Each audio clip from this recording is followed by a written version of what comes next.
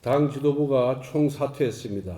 이제 비대위 구성으로 당 수습에 나서야 합니다. 당내 혼란을 막고 신속한 의사결정이 이루어질 수 있도록 최선을 다하겠습니다. 아울러 우리는 집권 여당으로서 흔들림 없는 국정을 위해 당정 간의 소통을 강화할 것입니다.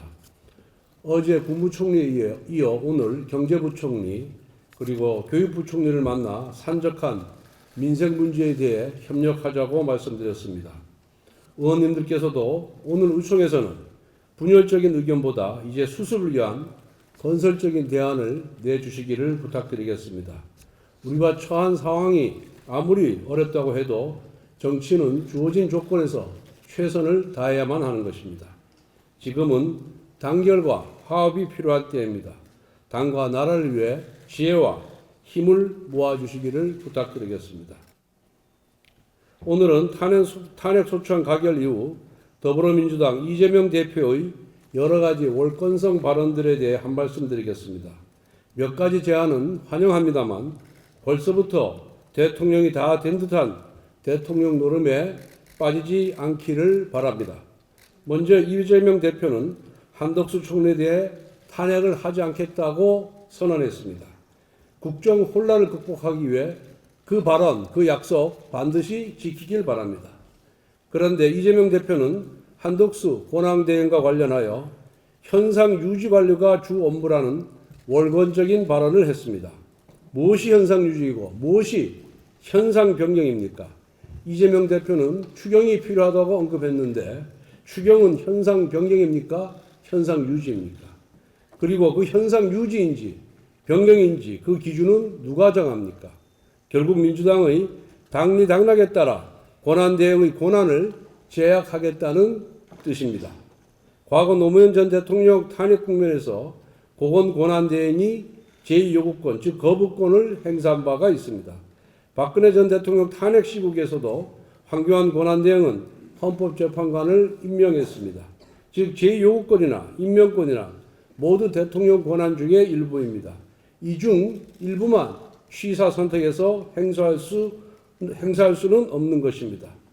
한덕수 권한대행 체제는 이재명의 섭정 체제가 아닙니다. 이재명 대표는 권한대행의 권한 행사 범위에 대해 제멋대로 유권 해석을 하지 마십시오. 한덕수 권한대행이 민주당 마음에 안 들면 또다시 태세 전환해서 탄핵 카드를 꺼내들지 않을까 우려됩니다. 아니나 다를까 오늘 민주당에서는 한덕수 대행이 제2요구권을 행사하면 탄핵을 추진할 수 있다. 이렇게 엄포를 놓았습니다. 이런 식의 협박 정치는 더 이상 국민이 용납하지 않을 것입니다. 한덕수 대행께도 말씀드립니다. 대통령 권한대행으로서 나라와 국민을 위해 헌법과 법률, 원칙이 정한 범위 내에서 당당하게 권한을 행사해 주시기 바랍니다. 결코 민주당 협박에 굴복해서는 안 된다는 것을 분명히 말씀드립니다. 이재명 대표는 국방부 장관 임명은 필요하다고 주장했습니다. 저는 탄핵 표결 이전부터 국방부 장관 임명 필요성을 주장했기 때문에 이 부분에 대해서만큼은 이 대표의 입장에 공감과 환영의 뜻을 표합니다. 지금은 국정 혼란 상황입니다. 안보까지 흔들려서는 절대 안 됩니다. 지난 계엄으로 인해 수도방위사령관, 방첩사령관, 특전사령관 등 주요 지휘관들이 보직 해임되었습니다. 군의 동료를 추스르기 위해서도 국방부 장관 임명은 조속하게 이루어져야 합니다. 아울러 치안을 담당하는 경찰청장 임명도 시급합니다. 국정 혼란을 수습하고 국민의 일상을 회복하기 위해 안보와 치안부터 튼튼하게 해야 합니다. 국가의 안보와 국민의 안전 앞에 여야가 따로 있을 수 없습니다. 국방과 치안만큼은 서로 협력하여 신속하게 정상화하도록 합시다. 그리고 이재명 대표는 추경을 신속하게 논의해야 한다고 주장했습니다. 본회의에서 본인들 마음대로 감액 예산을 낮추기 통과시킨 지 고작 5일 지났습니다. 본 예산을 처리한 지 고작 5일 만에 추경을 논의한다는 게 말이 됩니까? 분명히 말씀드립니다. 감액 예산안의 일방 처리에 대한 민주당의 사과와 반성이 우선입니다.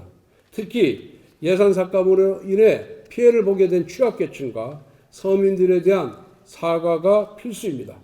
정부는 야당의 주장에 흔들리지 말고 민주당이 일방 처리한 예산안을 토대로 민생 경제를 살리기 위한 경제정책 수립과 예산 집행에 만전을 기해 주시기를 당부드립니다.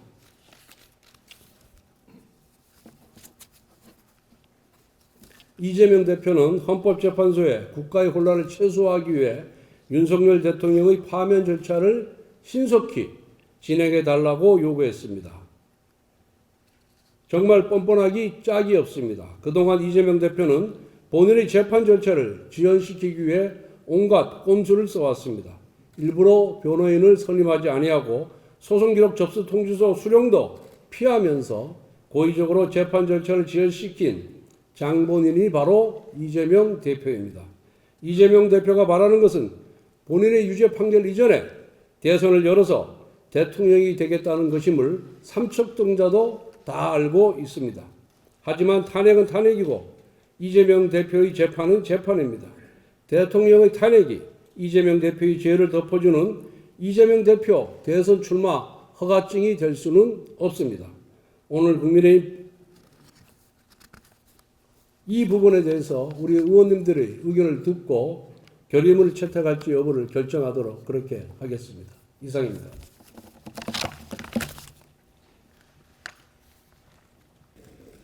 비대위원장 임명 관련해서 어떤 논의가 이루어졌습니까? 외부에서 모셔오는 부분 또 내부에서 모셔오는 부분 이런 부분에 대해서 오늘 당대표께서 사임하셨기 때문에 좀 더 의원들께서 숙고를 하고 어떤 것이 당의 위기 수습과 또 당의 발전을 위해서 도움이 되는 것인지에 대해서 생각해 본 후에 수요일쯤 의원총회를 열어서 의원들의 의견을 듣기로 했습니다.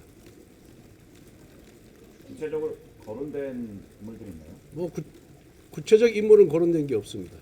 다만 어떤 조건, 어떤 평판, 그리고 어떤 능력을 가진 분이 와야 된다. 그 정도 말씀하셨습니다. 한동훈 대표께서 탄핵에 찬성한 의원들은 무력자 이런 얘기 나오면서 자기 좀 민심에 역행하는 건 아니에요? 예. 그 탄핵 표결 직후에는 감정이 격앙되다 보니까 조금 거친 언사가 오고 간 것은 사실입니다만은 오늘 의원총회에서는 서로가 서로에 대한 비난이라든가 비방은 전혀 없었고 서로 존중하는 분위기 내에서 차분하게 토론이 진행되었습니다.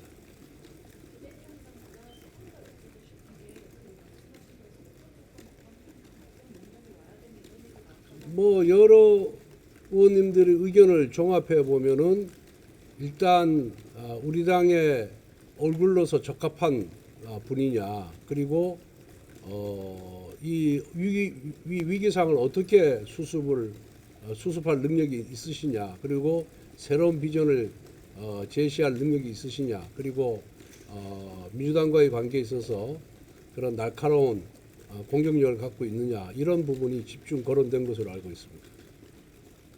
이재명 대표에게 태도가 잘못했다는 보도가 있는데 사실인지? 예, 제가 오늘 10시 30분부로 당대표 권한대행이 됐기 때문에 또 당대표 권한대행 겸 원내대표이기 때문에 상대 당의 대표와 원내대표에게 인사를 하는 것이 지금까지의 국회 관행이었습니다. 그런데 제가 원내대표가 되자마자 민주당 원내대표에게 인사를 가겠다고 요청을 했습니다마는 며칠이 지난 지금까지도 답이 없습니다. 즉, 그 민주당 대변인이 얘기한 것처럼 저를 대화 상대로 인정을 안 하고 있는 그 반증이 아닌가 이런 생각이 들어서 이렇게 대화도 하지 않으면서 독선적으로 의회 운영을 할 거면은 뭐하러 저기 여야장 그런 국정안정협의체 같은 것을 제안했나 이런 생각까지도 했습니다. 그런데 이재명 대표는 다행히 답이 왔습니다. 그래서 수요일 날 오후 2시에 민주당 대표실에서 서로 상견례를 하기로 했습니다. 비대위원장 혹시 원내 인사청에 조금 방향이 좀 기울는 게 있을까요? 뭐 아직까지는 백지 상태라고 보시면 됩니다.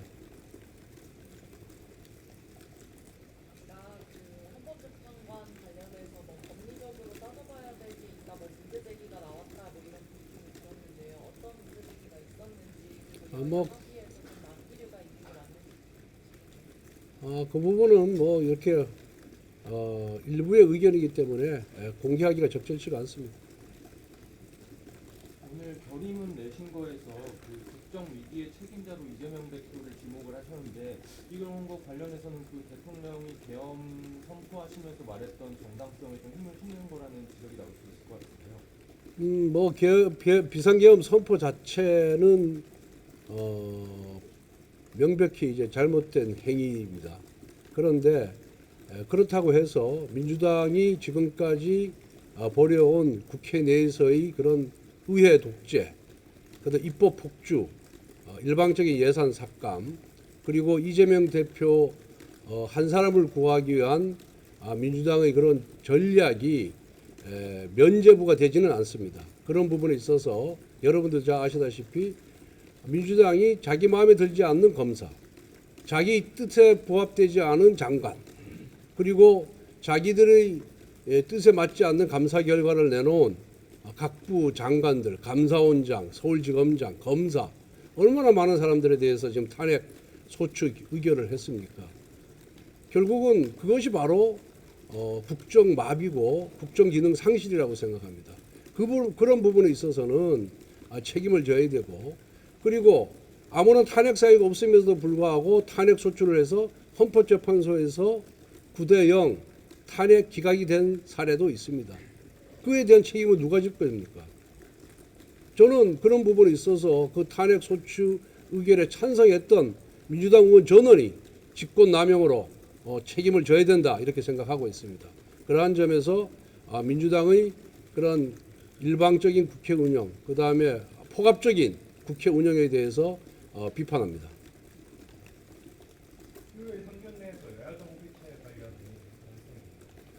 글쎄 뭐 대화의 주제는 대화 안건은 제한이 없다고 봅니다. 그런데 기본적으로 상견례하는 자리는 만큼 인사하고 서로 그냥 덕담하는 수준에서 끝나지 않을까 생각합니다.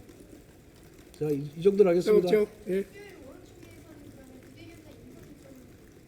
아니 인선이 확정이 되는 게 아니라 뭐 의원님께서 어떻게 말씀하실지 모르지만은 그 어떤 방향이라든가 흐름, 당내 인사로 할 건지 당의 인사로 할 건지, 아니면 현역 의원으로 할 건지, 당내 인사 중에서도 아니면 원외 인사로 할 건지, 당내 인사 중에서 누구로 할 건지에 대해서 좀 더 구체적으로 의원님들께서 말씀을 해주면 좋겠습니다. 이상입니다. 감사합니다. 네, 수고하셨습니다.